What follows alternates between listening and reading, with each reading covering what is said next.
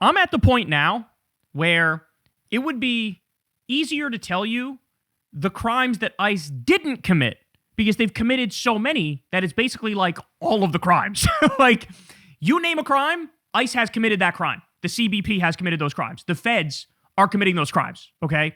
Now we get this. So Prem Thakur says, just in the past few months in Minnesota, there have been as many ICE employees arrested for sex trafficking as there have been people executed by ICE agents. A fact everybody brought up is that in Minnesota, there were 3 murders recently. 2 of them were committed by ICE agents. And now we get this. Aaron Rupar says, Bloomington police announce arrests in sex trafficking bust. Rashad Johnson out of Maple Grove. This is the most disturbing arrest that we've had here. He is a backgrounder for ICE, Homeland Security, and federal agencies. So literally his job is to determine who's acceptable to hire for ICE and Homeland Security and the feds. That's his job. He himself is involved in sex trafficking. Well, now you know why it's the case that ICE is hiring all sorts of criminals. They're hiring domestic abusers. They're hiring January 6ers. They're hiring white nationalists. They're hiring Proud Boys and Oath Keepers. They're hiring people who committed robbery, who committed assault. They're hiring all sorts of people who are criminals. And now you know why. The guy who determines who's acceptable to hire is a literal fucking sex trafficker. Here we go, look. Mr. Rashad Johnson, out of Maple Grove. This is the most disturbing arrest that we've had here. He is a backgrounder for ICE, Homeland Security, and federal agencies. So when you're getting your security clearance, this is one of the guys that does your backgrounds, which is kind of scary. So we locked him up. And I think if you're going to be, these people get access, they get a high security clearance, right? Because again, for all the ICE agents, Homeland Security agents, and people getting security clearance, this is one of the people that does the backgrounds. And you come here trying to purchase sex. When a cop is at a loss for words, bro, that begs the question. Remember how we discussed Alligator Alcatraz, how they sent a bunch of people there? And I'm not kidding when I say over 4,000 people are still missing from Alligator Alcatraz. The lawyers don't know where they are. The families don't know where they are. The friends don't know where they are. Nobody knows. So you look at that and you go, are they being sex trafficked? Are they being sex trafficked? Is as part of ICE, is there an actual active literal sex trafficking ring still involved with ICE where the people who do it are profiting off of that? Is that what's happening? Because I'll tell you what, we've covered the story on this show.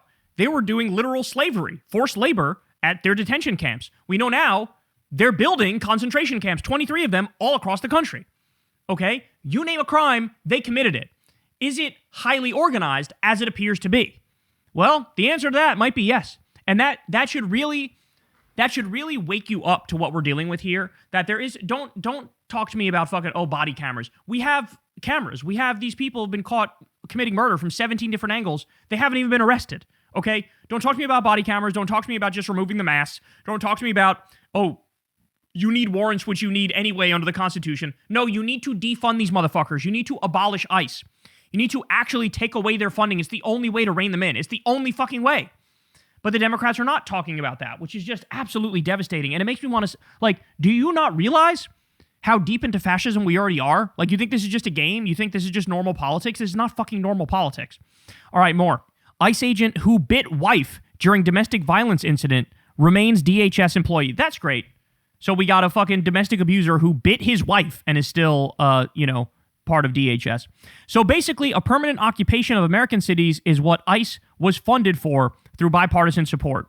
Federal records obtained by Wired show that over the past several months, Immigration and Customs Enforcement and the Department of Homeland Security have carried out a secret campaign to expand ICE's physical presence across the U.S. Documents show that more than 150 leases and office expansions have or would place new facilities in nearly every state, many of them in or just outside the country's largest metropolitan areas.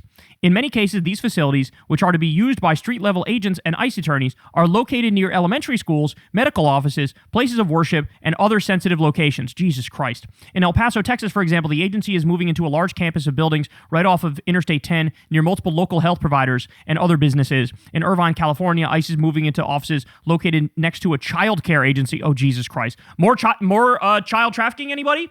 In New York, ICE is moving into offices on Long Island near a passport center. In a wealthy community near Houston, Texas, ICE appears poised to move into an office building blocks away from a preschool. In documents viewed by Wired, ICE has repeatedly outlined its expansion to cities around the U.S. The September memorandum, citing unusual and compelling urgency for office expansion, states that OPLA will be expanding its legal operations into Birmingham, Alabama, Fort Lauderdale, Fort Myers, Jacksonville, and Tampa, Florida, Des Moines, Iowa, Boise, Idaho, Louisville, Kentucky, and it goes on here. These are all the cities. Now, what do we know about American politics? Rural areas lean right and vote Republican. Cities vote Democrat. Okay? So now you're going to take your ICE Gestapo thugs, who've been accused of every crime in the book, slavery, child sex trafficking, and you're going to open offices near all those cities as you're already occupying many of those cities already, like Minneapolis, okay? Do you not see the picture here? Do you not see what the aim is here, what the goal is here? Round up all the dissidents, put them in fucking concentration camps, intimidate voters, if not just flat out seize the ballots in the cities, and then claim Republicans win. This is how fucked we are right now. This is what I need you to understand. This is none of this is normal. Absolutely none of this is normal. Absolutely none of this is acceptable. This is all like genuinely and sincerely terrifying. All right, Kyle Cheney says, new federal judges are increasingly furious at what they see as a pattern/playbook of defiance by the Trump administration to court orders in immigration cases in Minnesota and around the country.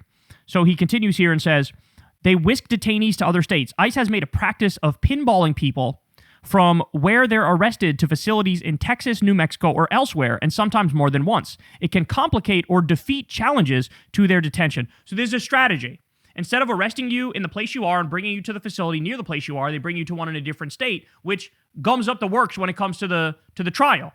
So now there's confusion. Which court are you supposed to file it in? How are you supposed to know where the person is? They often hide that. They're literally like trying to dodge and evade the law. That's exactly what they're doing here, because they know what they're doing is criminal. All right, more. Blowing off deadlines. When detainees sue for release, the administration is increasingly blowing off court-ordered deadlines in response. It's become almost routine and has led judges to order release in some cases. They continue. Improper conditions. When judges order an ICE detainee released, ICE is sometimes requiring them to submit to conditions like GPS monitoring, even though they're not criminal defendants. So that's illegal. Judges say this is a plain violation of their orders. They're left in the cold. You guys have seen this.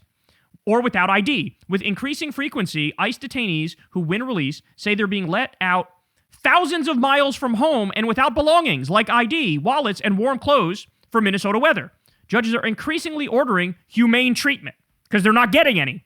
Judge Nelson spent time tracking a UPS shipment to ensure that one man got his documents back. Judge Blackwell emphasized that these transgressions were leading to judges to issue more prescriptive orders.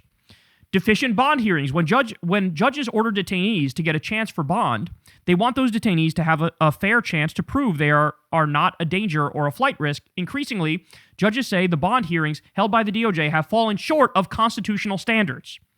Errors abound. The crush of habeas cases have led to an epidemic of sloppy filings, incorrect info provided to courts, botched attachments of crucial files, etc. But they're at their most severe when they lead to erroneous deportations, or in one case, a non-deportation that left a man in detention. We literally have DOJ judges who've like broken down in court and said, this is all bullshit. Like, I don't want to do this shit anymore. Find me in contempt of court so I can go to sleep. You have judges, George W. Bush judges, Trump judges, who are crashing out oftentimes, okay? And going, why the fuck are you not fucking listening to what I'm saying to you? To the ICE Gestapo thugs. Fatigued. Judges are increasingly exasperated by what they see as a strategy to make the process in court and for detainees writ large as cumbersome and painful as possible, especially when judges have been rejecting their detentions en masse. Bonus rulings. Judge Thomas Johnson, a George W. Bush appointee in West Virginia, used a recent ruling to warn of the dangers of defying due process for immigrants because of what it could mean for Americans. And by the way, that's the point, right? They're not done going after immigrants. They're going to come after Americans. They've already come after a bunch of Americans, but they're going to expand it. Because if due process is gone for immigrants, it's gone for all of us. Because when you say, hey, I'm an American citizen, they go, okay, I don't care. We don't do due process for immigrants or American citizens now. Who cares? We don't do it for anybody. If you don't do it for one, you don't do it for everybody, right?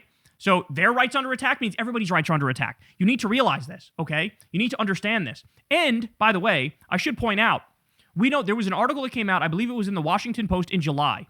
The Trump regime had already blown off 57 court orders, which at the time was about 34% of the cases. My guess is now that number's going up.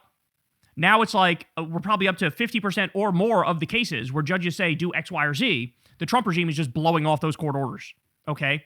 Look at this one. Daily Beast. A kidney transplant recipient in Minnesota who was arrested by ICE has allegedly been denied access to life-saving medication for more than 4 days. This is exactly what we saw with that precious young girl that we covered on the show the other day, where she had 104 fever. She was taken to the hospital by ICE. They didn't even tell her father. The hospital gave her medicine. The ICE agents then proceeded to not give her the medicine. Okay? This is who we're dealing with. We're dealing with like the scum of the earth. All this, by the way, let me be clear. All of this, this is torture. They are torturing these people. They are torturing them in government custody. There's a huge lawsuit waiting to happen about all of this stuff. A lot of people are going to get paid, and hopefully it's not just a civil case, it's a criminal case. Hopefully a lot of people go to prison based off what we're seeing here. Okay, how about this one? Absolute hell. Irishman with valid U.S. work permit held by ICE since September. The guy has a work visa, is married to a U.S. citizen, and has lived in the U.S. for 20 years. A judge ruled for him to be released, and ICE is still holding him in a concentration camp in Texas. This could be literally any of us. This could be you. This could be me. This could be your mom, your dad, your sister, your brother, your friends, your family. This could be fucking any of us. Let me reiterate that. The guy has a work visa, so he's here legally. He's married to a U.S. citizen, here doubly legally, okay? Has lived in the U.S. for 20 years. This is his home.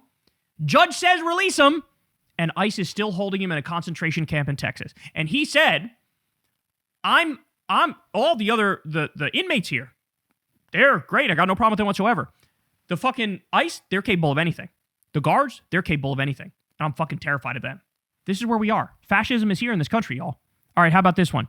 Ken Klippenstein uncovers a disturbing report in that DHS is spying on Reddit users for messages and posts critical of DHS and ICE. They are looking for people criticizing DHS and ICE. As if none of that, of course that's illegal. Of course that's not acceptable. Of course that's unconstitutional. But they're doing it. By the way, shout out to Ken Klippenstein. Everybody go sign up for his newsletter on Substack. Also, of course, Drop Site News, same thing. Everybody go check them out because there's a lot of people doing a lot of great work out there these days, and we need them more than ever. All right, how about this one? In the last month, ICE has bought warehouses in Hagerstown, Maryland, $102 million. Surprise, Arizona, $70 million. Hamburg, Pennsylvania, $87 million. Tremont, Pennsylvania, $120 million. San Antonio, Texas, $82 million. El Paso, Texas, $123 million. And then in Georgia, they bought one, price unknown. Like I said, they're in the process of building 23 concentration camps. That is what they're doing. That's what they're doing. So this just came out the other day. A lot of people are talking about it. Ready? Less than 14% of ICE arrests involve those accused or convicted of violent crimes. So understand something. That means the number of convicted is probably even way lower than that. We're probably looking at 95% of the people that ICE is going after are not violent, undocumented immigrants. Like 95% or so. Probably even more than that, if I'm being honest. But it's 86% are not convicted violent criminals or even accused to be violent criminals. And remember, accused is a much lower bar. You know, you shouldn't really go. You should go based off convicted, not accused.